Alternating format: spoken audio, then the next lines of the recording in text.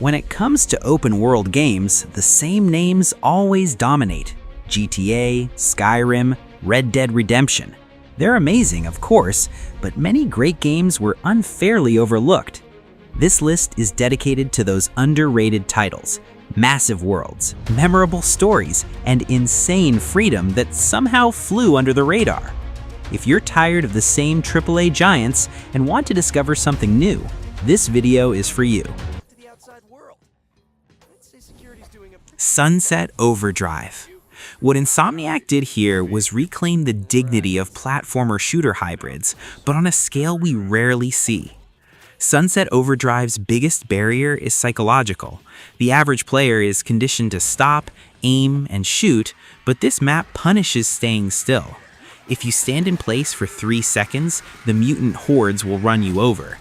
The brilliance of the design lies in how the architecture of Sunset City forces you to think in 3 dimensions at all times.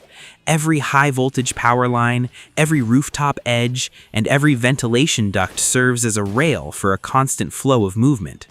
The style system isn't cosmetic, it directly dictates the effectiveness of your weapons. The more maneuvers you chain together, the more powerful your attacks become, creating a gameplay loop where aesthetics and efficiency go hand in hand. The weapons deserve a chapter of their own, completely abandoning the cliché of generic rifles and shotguns to deliver absurd tools that fire vinyl records or teddy bear-shaped explosives. It's a game that understands the value of rhythm and verticality, turning navigation from point A to point B into the most technical and rewarding part of the experience. It demands that you learn to read the environment at high speed, and once you finally master that language, the sense of control over your character is absolute.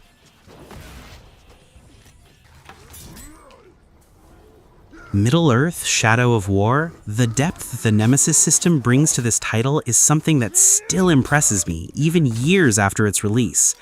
The game creates a living chronicle of failures and successes that belongs exclusively to you. It's not just about facing bosses, it's about cultivating rivalries that evolve over time.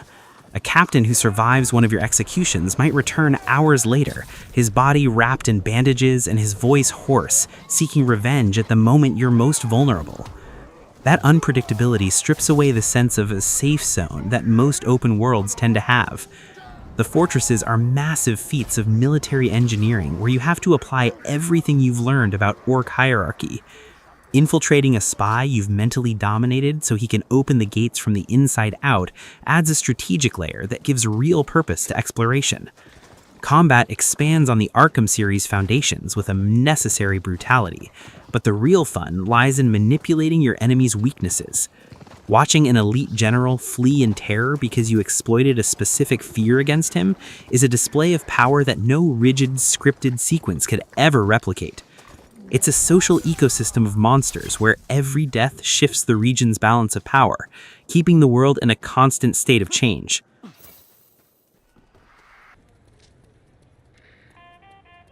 The Saboteur. This game is a fascinating study of how art direction can be used as a direct narrative tool within gameplay. Occupied Paris is presented in heavy shades of gray, where the only details that truly stand out are the red armbands worn by enemy soldiers. This visual choice creates a constant tension, making the player feel the weight of Nazi oppression in every silent street. The protagonist, Sean Devlin, brings a far more visceral perspective to the French Resistance. He doesn't fight for ideology, he fights for a personal vendetta that gradually merges with the greater cause. The climbing mechanics, while less fluid than those in an Assassin's Creed title, offer a privileged view of the city, allowing you to plan sabotage by observing patrol patterns from the tops of chimneys. The return of color to liberated districts isn't just a pretty effect, it's an indicator of civilian morale. Citizens begin to fight back against soldiers, and the environment becomes more welcoming for your escapes. There's a strong emphasis on the use of explosives and disguises, demanding that you know when to be a ghost and when to unleash as much destruction as possible. It's a title that successfully captures the melancholy and danger of a besieged city, offering a freedom of action that respects the intelligence of players who favor guerrilla tactics over direct confrontation.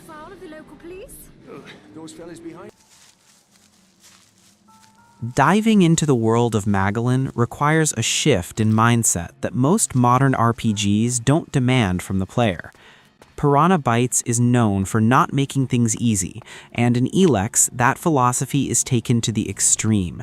The beginning of the journey is deliberately punishing, meant to emphasize just how desolate the post-apocalyptic setting really is. You're not a chosen hero with latent powers. You're an exile who has to relearn how to survive in an environment where even the local wildlife is deadly. Character progression is slow and deliberate, making every new attribute point or upgraded piece of armor feel immensely valuable. The diversity of factions, ranging from religious fanatics wielding cutting-edge technology to berserkers who reject electricity in favor of magic, creates a clash of interests where there's no obvious right choice. The map design is focused on hands-on exploration. Don't expect the game to hold your hand when it comes to finding its most valuable secrets. The jetpack is what prevents exploration from becoming exhausting, allowing you to reach elevated ruins and bypass dangers that would be fatal on foot. Dialogue and quest branches run deep, often presenting consequences that only surface dozens of hours later. It's an experience that rewards resilience and curiosity, delivering a level of immersion that only a world unafraid of being hostile can truly provide.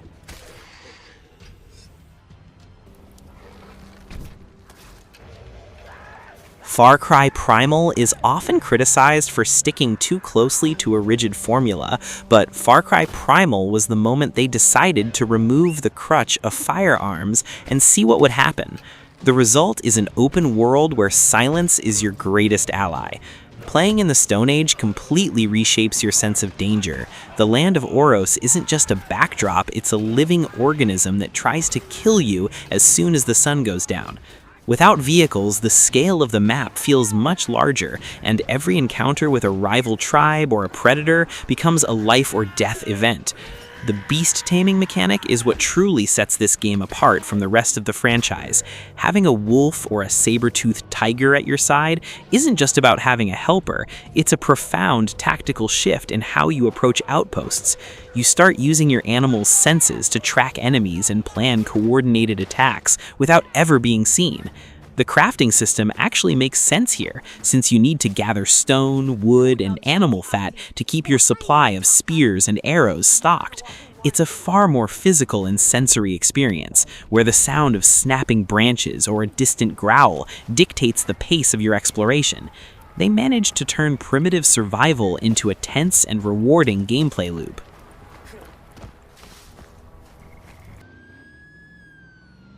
San Francisco. This title is a rare example of how an idea that sounds absurd on paper can be executed with impressive technical precision. The shift mechanic, which allows the protagonist to transfer his consciousness into any driver on the street, turns the driving genre into something tactical and almost surreal. You're not just driving a car, you're manipulating the traffic of the entire city of San Francisco to your advantage. During a chase, you can take control of a heavy truck coming the wrong way to crash head-on into your target.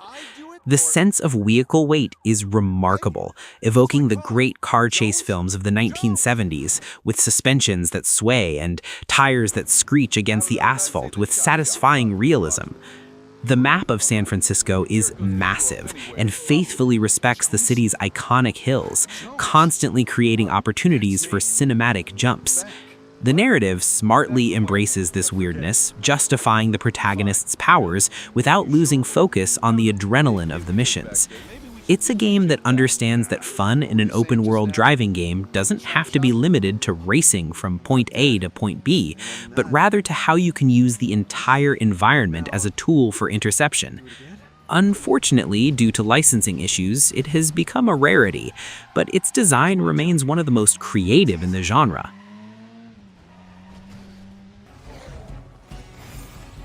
Immortals Fenyx Rising. Although many see it as Ubisoft's response to the success of The Legend of Zelda: Breath of the Wild, this game has an identity of its own. focused on environmental puzzle solving and far more expressive combat. The world is divided into thematic regions inspired by the Greek gods, and each one functions as a massive playground filled with mechanical secrets.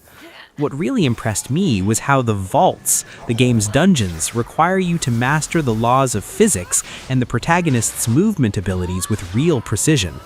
Combat is extremely agile, allowing for aerial combos and the use of divine powers that genuinely make you feel stronger as you unlock new skill trees.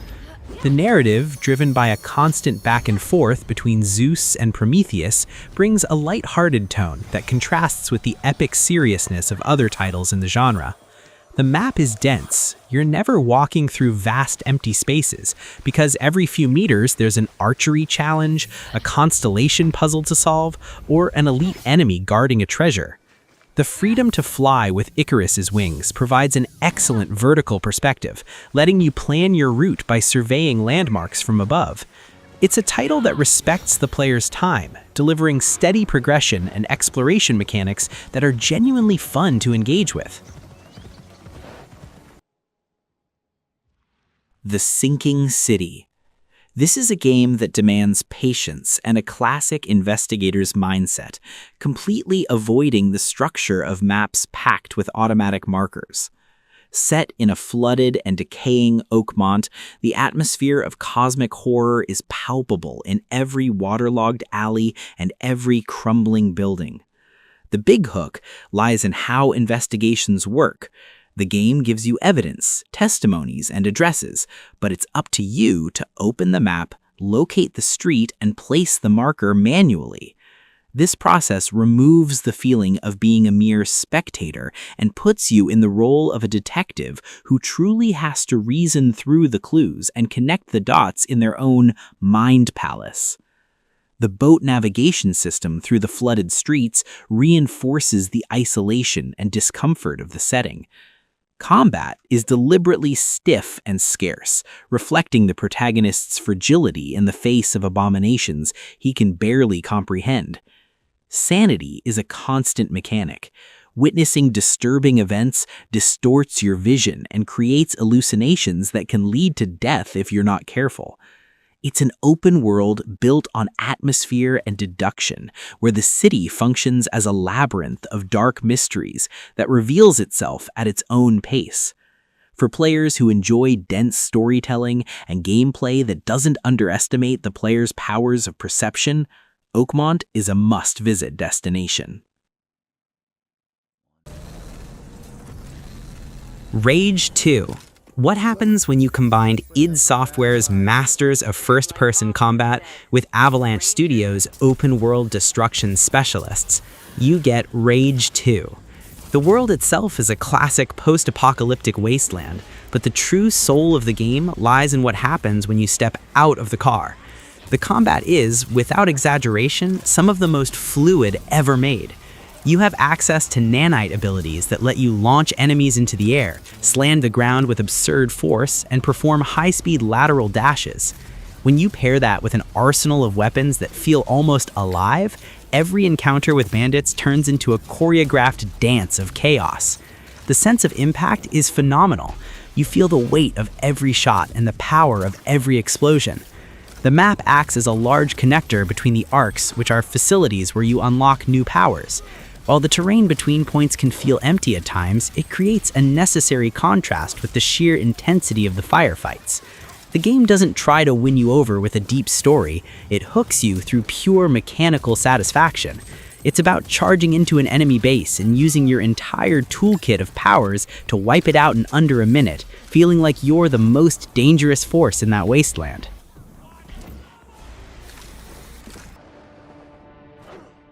Prototype is the purest form of what I call a destruction sandbox. In the role of Alex Mercer, you're not a hero. You're a biological virus with legs and an insatiable thirst for answers. Movement is what defines the experience here. Running up the walls of New York City skyscrapers and gliding over traffic while the military desperately tries to take you down delivers a sense of freedom that very few superpower games have managed to replicate with such aggression. The consume system is the core mechanic. You absorb people to recover health, gain their memories, or take on the appearance of military officers to infiltrate bases. The way your arms transform into claws, massive blades, or meat hammers allows you to change your combat approach mid-combo. It's a game that fully embraces excess. You can grab a helicopter out of the air and hurl it into a tank on the street below. Urban chaos escalates as the infection spreads through the city, shifting the dynamics of the streets. Watching quarantine zones collapse while you fight giant monsters in the middle of Times Square is a chaotic spectacle that still impresses today because of its sheer scale. It's a project that perfectly understands the player's desire to feel like an unstoppable force of nature. Homefront: The Revolution. This is a classic case of a game that was judged by its troubled launch, but that today stands as a highly competent urban guerrilla experience. Forget the first Homefront, which was a linear corridor shooter. The Revolution drops you into a dystopian Philadelphia, divided into districts. In the yellow zones, you have to blend in with the population, hiding your weapon and moving quietly to avoid drawing the attention of robotic patrols and drones. In the red zones, on the other hand, the game shifts into high-intensity open combat. The real-time weapon customization is fantastic. You can turn your crossbow into a grenade launcher or convert your rifle into a light machine gun in the middle of an ambush, depending on what the moment calls for. The focus here is improvisation. Since you're at a technological disadvantage, you need to rely on hacked cameras, explosive remote-controlled cars, and hit-and-run tactics. The atmosphere of a city under constant surveillance is very well crafted, with lighting that highlights the grime and desperation of the occupied areas. It's an open world that forces you to think like a rebel, planning every act of sabotage and using the urban environment to vanish as soon as the situation turns against you.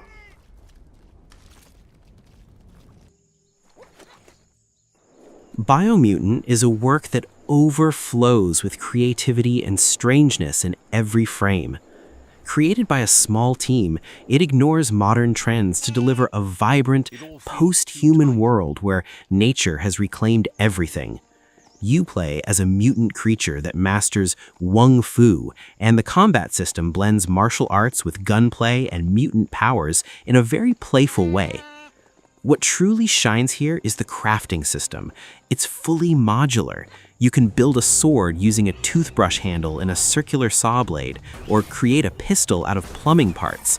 The variety of combinations is almost endless, which makes exploration far more engaging, since any piece of junk you find could be the missing component for your favorite weapon. The world is divided into distinct biomes, each with its own environmental hazards that require special suits or specific mutations to survive. The narrator, who translates the strange languages spoken by the creatures, gives the game a fairy tale tone that is both cute and melancholic. It's a title that rewards curiosity and experimentation, allowing you to shape your character not just through skills, but through physical form and the bizarre equipment you choose to carry. Saints Row the Third. There was a time when the Saints Row franchise tried to compete directly with the realism of GTA, but it was in this third entry that it found its true voice by fully embracing absurdity. Steelport isn't a city meant to be respected, it's a playground meant to be demolished. The game removes any barrier between the player and chaos. Within minutes, you go from a cinematic bank heist to free-falling from an airplane while exchanging gunfire mid-air. What makes the experience so memorable is the variety of missions, which never become tiresomely repetitive. One moment, you're taking part in a deadly survival reality show filled with traps, and the next, you're driving a tank as it falls out of a cargo plane. The customization system is one of the most robust in the genre, allowing you to create anything from a classic action hero to the most bizarre figures imaginable, and the game treats your creation with the same comedic seriousness throughout.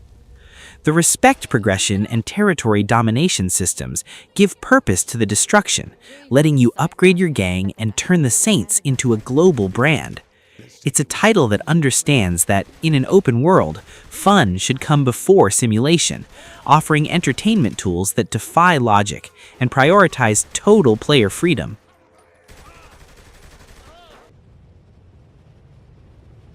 Just Cause 2. If there's a game that defines the concept of a visual spectacle, it's Just Cause 2. The Panau Archipelago remains, to this day, one of the most impressive maps in terms of geographic diversity, featuring scorching deserts, dense jungles, and snow-covered mountains. But the real brilliance lies in the combination of the grappling hook and the infinite parachute. This pair of tools creates a movement system that feels almost like a dance. You never need a car when you can catapult yourself from a tree to a helicopter in mid-flight. The game's physics are designed to be tested. Tethering an enemy to a gas canister and shooting the tank to watch it blast off like a rocket is just one of 1,000 possible interactions. The game doesn't ask you to deeply care about local politics. It asks you to cause as much chaos as possible to unlock new weapons and missions. Every military base is a destruction puzzle, where you identify explosive weak points to trigger a satisfying chain reaction. It's the kind of experience that hands you a massive map and says, if you can see it, you can blow it up. Very few games respect the player's desire to simply see what happens when the laws of physics are pushed to their limits. Kingdom Come: Deliverance. To close out the list, we have a title that does the exact opposite of the others. It forces you to be humble. Kingdom Come is a historical simulation of medieval Bohemia, where you are nobody. Immersion here is built through limitations. If you want to be good with a sword, you need to train for hours with a master. If you want to understand a map or a recipe, you first have to learn how to read. Combat is technical and demands absolute attention to stance and timing, turning every duel into a tense contest where a single mistake can be fatal. The world is stunning in its realistic simplicity. Forests feel like real forests, and villages follow the logic of the period. You need to take care of your hygiene because people react to your smell and the condition of your clothes, which directly affects the success of your negotiations. Freedom here isn't about having superpowers, but about how you choose to survive in a world that doesn't care about you. Solving an investigation using nothing but persuasion or infiltrating an enemy camp under the cover of night are achievements that feel genuinely earned because the game never takes the easy way out. It's a dense and rewarding experience that repays patience and dedication like few RPGs in history. These titles prove that the games with the biggest media presence aren't always the ones that deliver the best experiences. Sometimes the boldest ideas and the most interesting systems are hidden in the very projects that most people overlooked. If you're tired of open worlds that feel like nothing more than repetitive task lists, any of the games mentioned here can bring back that genuine sense of discovery. But what about you? You definitely have an open world game you consider incredible that hardly anyone talks about. One of those experiences that kept you hooked for hours and never got the recognition it deserved. Drop a comment and tell us which game fits that description. Let's share ideas and grow this list together. Thanks for hanging out, and I'll see you in the next one.